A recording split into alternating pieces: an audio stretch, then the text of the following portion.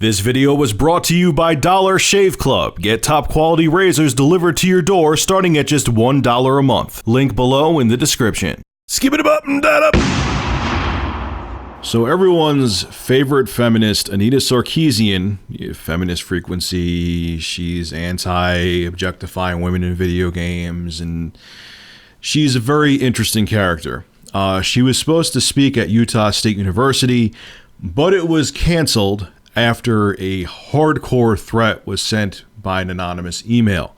This is what that email had to say. I have at my disposal a semi-automatic rifle, multiple pistols, and a collection of pipe bombs. This will be the deadliest school shooting in American history, and I'm giving you a chance to stop it. Furthermore, even if they are able to stop me, there are plenty of feminists on campus who won't be able to defend themselves. One way or another, I'm going to make sure they die. Now, due to this threat, Anita Sarkeesian requested that they have a metal detector where she was going to be giving the speech at Utah State University, and they actually turned down her request, saying, nope, Utah is an open carry state, and we're not going to do that. So in turn, she canceled her speech that was supposed to be on October 15th. And don't worry, this video isn't going to be an anti-gun or pro-gun video. That's a totally different topic that I'm not getting into. See, this is such a lose-lose situation either way. Now, what do I mean? Now, there's a lot of people who do research and claim that Anita is, she's making all these threats happen to get more exposure, because every time there's a threat, she gets a bunch of news articles written on her. I'm making a news video on her, and it gets her more publicity. There's a point there. Is that actually happening? I don't know. I'm not calling her out on that. That would be, I mean, Jesus Christ. If that is the case, she's a friggin' sociopath then. Which, God, that is horrible. I hope to God she's not doing that. I have no proof that she is, so let's take it that these threats are real. But if by some chance these threats aren't real, we lose that way.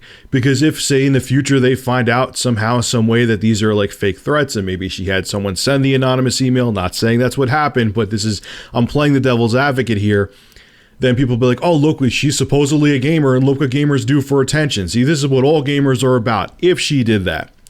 On the flip side, if these threats are real, and this idiot, if he exists, actually was going to kill people just because he doesn't agree with her, which, why the fuck would you kill someone because you don't agree with their stance on things? I don't get it. But anyway, if this guy actually did this because, and this anonymous email exists, and there's actually a person who was going to do a school massacre on this campus, you know, we as gamers don't win that way either, because, see, look how gamers react when people don't agree with them. They become psychopaths, and I bet this guy's violent because he plays violent video games. So either way, whether it's this guy actually did make a true threat, this anonymous email was an actual threat, we lose that way.